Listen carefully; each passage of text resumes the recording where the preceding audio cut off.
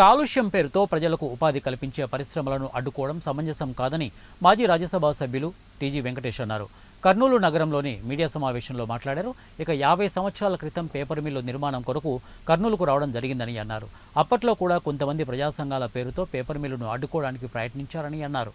ప్రజలకు ఉపాధి కల్పించాలి, ఉద్యోగ అవకాశాలు కల్పించాలి అని డిమాండ్ చేసే వారే పరిశ్రమలు రాకుండా అడ్డుకోవడం ఎంతవరకు సమంజసమని అన్నారు.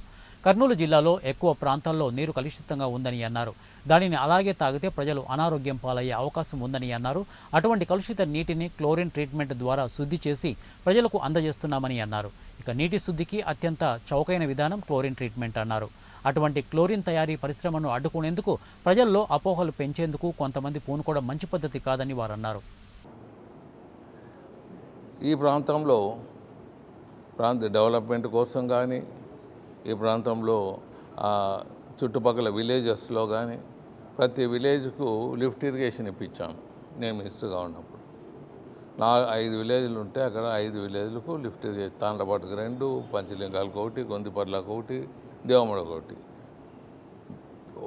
దానికి 2 కాబట్టి 5 వరకు లిఫ్ట్ ఇరిగేషన్. ప్రతి ఒక్కటి మనకు కోస్టల్ లైట్లు ఉందో భూమి అట్లా పంటలు వేసుకునే దానికి అన్ని మొత్తం వాళ్ళకు భూములకంతా ఆల్మోస్ట్ వచ్చేది, అట్లా ఆల్మోస్ట్ భూములకంతా ఇరిగేషన్ వచ్చేది అట్లా చేపించాం. స్కూల్ కట్టాం, ఇండోర్ స్టేడియంలు కట్టాం, ఇండోర్ స్టేడియంలు కట్టాం.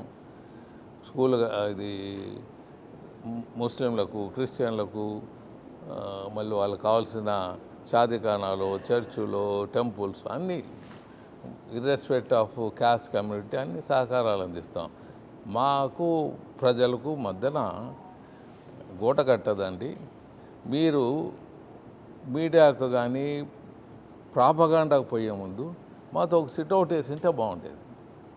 మీరు ప్రాపగాండానే ముఖ్యము, డస్ట్ తోయటమే ముఖ్యం అనుకుంటే అది తప్పవుతుంది. మిస్టర్ బాబురావు గారు కూర్చోండి, ఇప్పుడైనా I'm challenging, I will prove it.